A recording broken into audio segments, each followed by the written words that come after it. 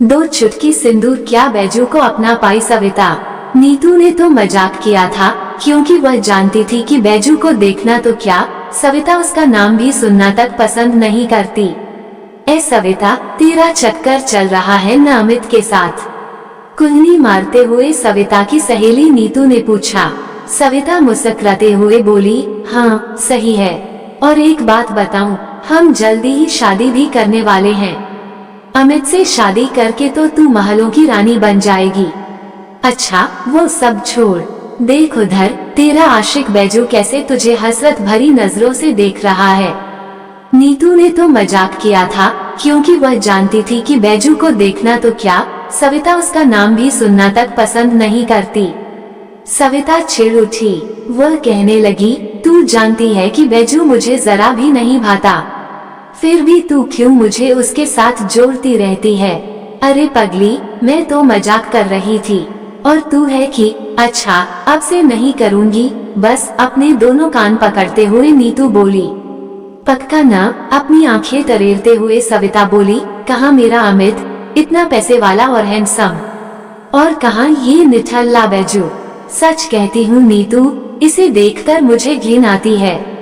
विमला चाची खटमा कर कमाती रहती हैं और ये कमकोड़ी बैजू गांव के चौराहे पर बैठकर पानखेनी चबाता रहता है। बोझ है ये धरती पर। चुप चुप, देख विमला मौसी इधर ही आ रही हैं।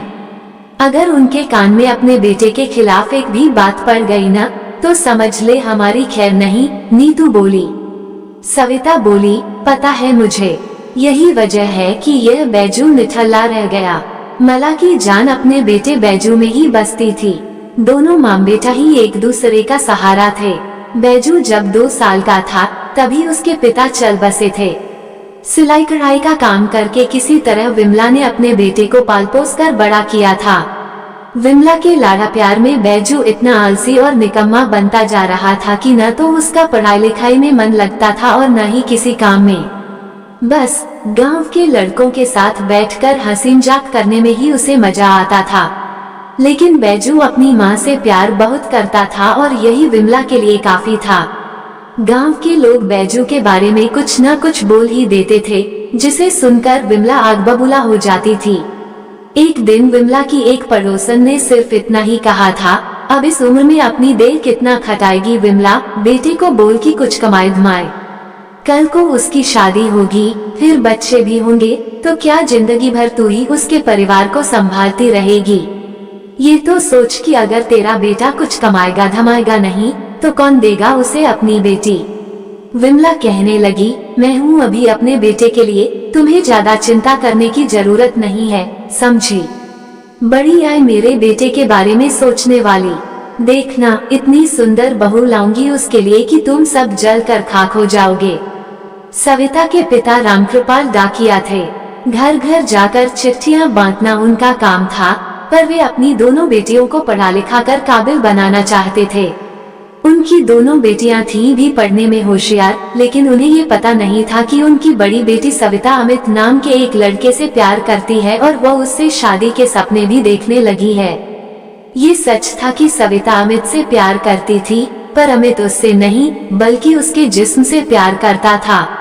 वो अक्सर यह कहकर सविता के साथ जिस्मानी संबंध बनाने की जिद करता कि जल्दी वो अपने माँ बाप से दोनों की शादी की बात करेगा। नादान सविता ने उसकी बातों में आकर अपना तन उसे सौंप दिया। जवानी के जोश में आकर दोनों ने यह नहीं सोचा कि इसका नतीजा कितना बुरा हो सकता है, और हुआ भी। जब सविता को पता चला कि वो अमित के बच्चे की मां बनने वाली है। जब सविता ने यह बात अमित को बताई और शादी करने को कहा, तो वह कहने लगा, क्या मैं तुम्हें बेवकूफ दिखता हूँ जो चली आई ये बताने कि तुम्हारे पेट में मेरा बच्चा है? अरे जब तुम मेरे साथ सो सकती हो, तो न जाने और कितनों के साथ सोती होगी। यह उन्हीं में से एक का बच्चा होगा। सविता के पेट से होने का घर में पता लगते ही कोहराम मच गया। अपनी इज्जत और सविता के भविष्य की खातिर उसे शहर ले जाकर घर वालों ने बच्चा गिरवा दिया और जल्द से जल्द कोई लड़का देखकर उसकी शादी करने का विचार कर लिया। एक अच्छा लड़का मिलते ही घर वालों ने सविता की शादी तय कर दी। लेकिन ऐसी बातें कहीं छिपती हैं भला?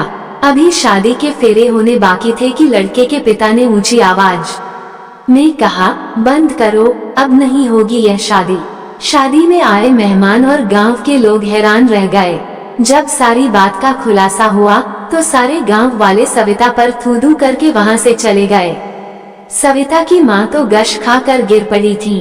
रामकृपाल अपना सिर पीटते हुए कहने लगे, अब क्या होगा, क्या मुंह दिखाएंगे हम गांव वालों को? कहीं मुंह दिखाने लायक नहीं छोड़ा इस लड़की ने हमें। बताओ अब कौन हाथ थामेगा इसका?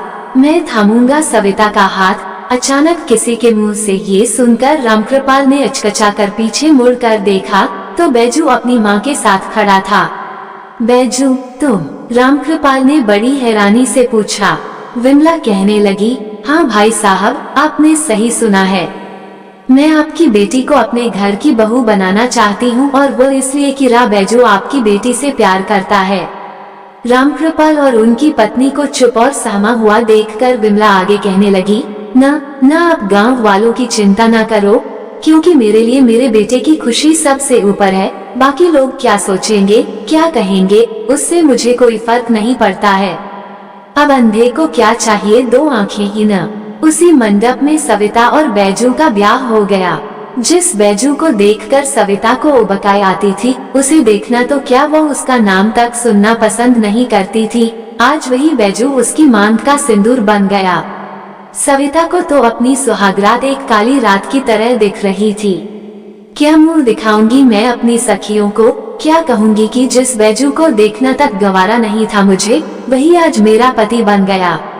नहीं, ऐसा नहीं हो सकता। इतनी बड़ी नाइंसाफी मेरे साथ नहीं हो सकती, सोचकर ही वह बेचैन हो गई। तभी किसी के आने की आहट से वह उठ खड़ी हुई। अपने सामने जब उसने बैजू को खड़ा देखा तो उसका पारा 7वें आसमान पर पहुंच गया। बैजू के मुंह पर अपने हाथ की चूड़ियां निकाल कर फेंकते हुए सविता कहने लगी, तुमने मेरी मजबूरी का फायदा उठाया है। तुम्हें क्या लगता है कि 2 चुटकी सिंदूर मेरी मांग में भर देने से तुम मेरे पति बन गए? नहीं, कोई नहीं हो तुम मेरे। नहीं रहूंगी एक पल भी इस घर में तुम्हारे साथ में, समझ लो। बैजू चुपचाप सब सुनता रहा। एक तकिया लेकर उसी कमरे के एक कोने में जाकर सो गया। सविता ने मन ही मन फैसला किया कि सुबह होते ही वह अपने घर चली जाएगी। तभी उसे अपने माता पिता की कही बातें याद आने लगी। अगर आज बैजू ना होता तो शायद हम मर जाते, क्योंकि तुमने तो हमें जीने लायक छोड़ा ही नहीं था। हो सके तो अब हमें बख्श देना बेटी, क्योंकि अभी तुम्हारी छोटी बहन की भी शादी करनी है हमें। कहाँ ठिकाना था अब उसका इस घर के सिवा? कहाँ जाएगी वह? बस ये सोचकर सविता ने अपने बढ़ते कदम रोक लिए। सविता इस घर में पल पल मर रही थी। उसे अपनी ही जिंदगी नरक लगने लगी थी, लेकिन इस सब की जिम्मेदार भी तो वही थी। कभी भी सविता को लगता कि बैजू की पत्नी बनकर रहने से तो अच्छा है कि कहीं नदी नाले में डूबकर मर जाए, पर मरना भी तो इतना आसान नहीं होता है। माँ बाप, नाते, रिश्तेदार, यहाँ तक कि सखी सहेलियां भी छूट गईं उसकी। या यूं कहें कि जानबूझकर सबने उससे नाता तोड़ लिया। बस जिंदगी कट रही थी उसकी। सविता को उदास और सहमा हुआ देखकर हंसने मुस्कुराने वाला बैजू भी उदास हो जाता था। वो सविता को खुश रखना चाहता था, पर उसे देखते ही वो ऐसे चिल्लाने लगती थी जैसे कोई भूत देख लिया हो। इस घर में रहकर न तो वह एक बहू का फर्ज निभा रही थी और न ही पत्नी धर्म। उसने शादी के दूसरे दिन ही अपनी मांग का सिंदूर पोंछ लिया था। शादी हुए कई महीने बीत चुके थे, पर इतने महीनों में न तो सविता के माता पिता ने उसकी कोई खैरखबर ली और न ही कभी उससे मिलने आए।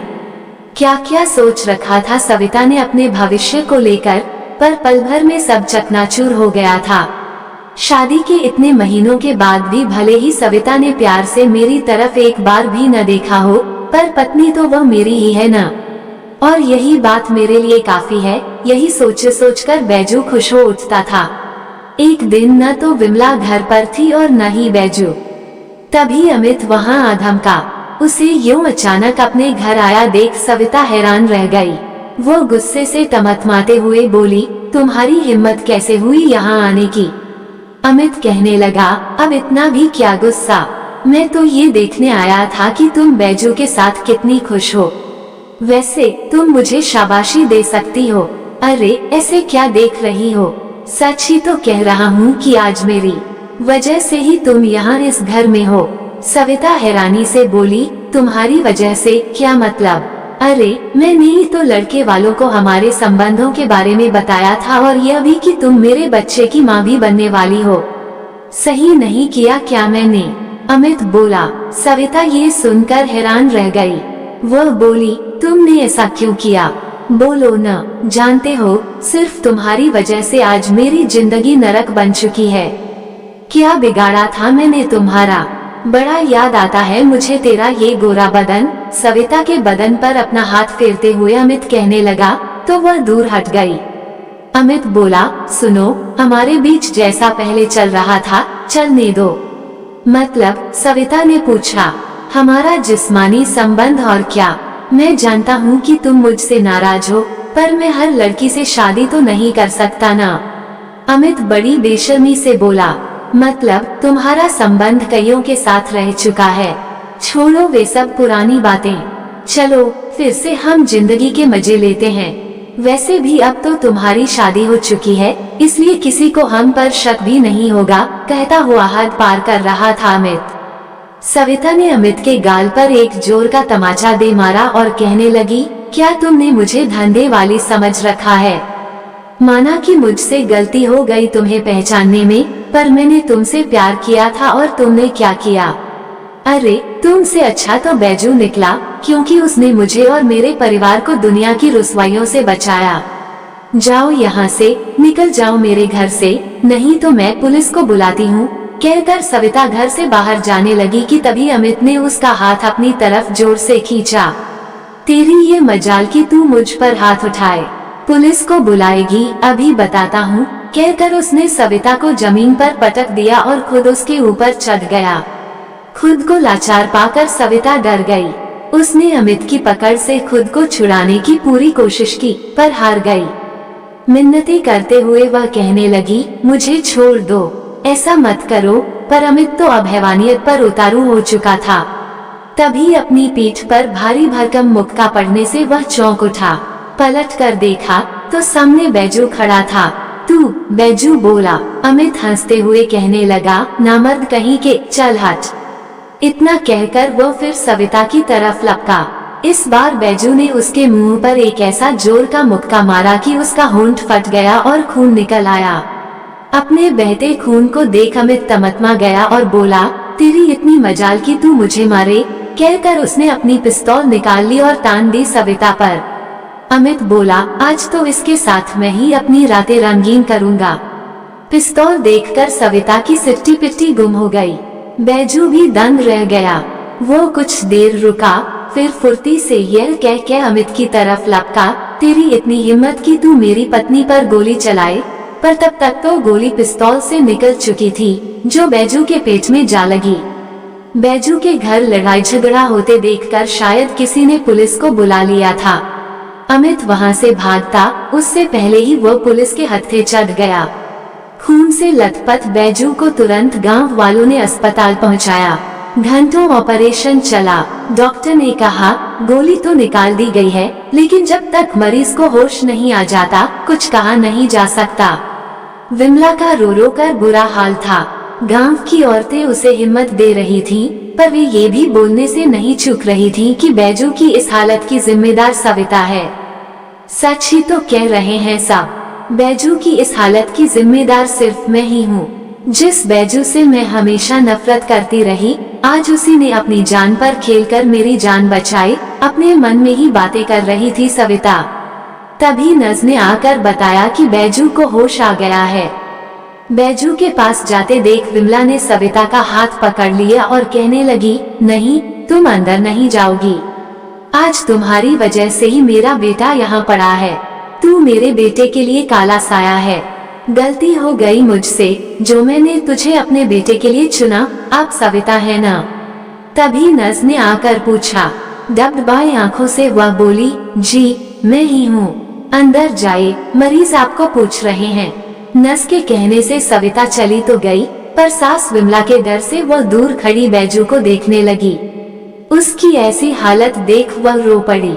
बैजू की नजरें, जो कब से सविता को ही ढूंढ रही थीं, देखते ही इशारों से उसे अपने पास बुलाया और धीरे से बोला, कैसी हो सविता? अपने आंसू पोंछते हुए सविता कहने लगी, क्यों तुमने मेरी खातिर खुद को जोखिम में डाला बैजू? मर जाने दिया होता मुझे। बोलो ना, किस लिए मुझे बचाया? कहकर वह वहां से जाने को पलटी ही थी कि बैजू ने उसका हाथ पकड़ लिया और बड़े गौर से उसकी मांग में लगे सिंदूर को देखने लगा। हाँ बैजू, ये सिंदूर मैंने तुम्हारे ही नाम का लगाया है। आज से मैं सिर्फ और सिर्फ तुम्हारी हूँ। कहकर वह बैजू से लिपट गई। आपको ये कहानी कैसी लगी हमें कमेंट कर जरूर बताएं। इसी तरह की अच्छी कहानियाँ आप यहाँ पर पढ़ सकते हैं। यहाँ उपस्थित शिक्षाप्रद कहानियाँ आपका मनोरंजन करने के साथ दिशा भी देंगी। तो बने रहिए हमारे साथ और हमारे प्रयास को सफल बनाएं।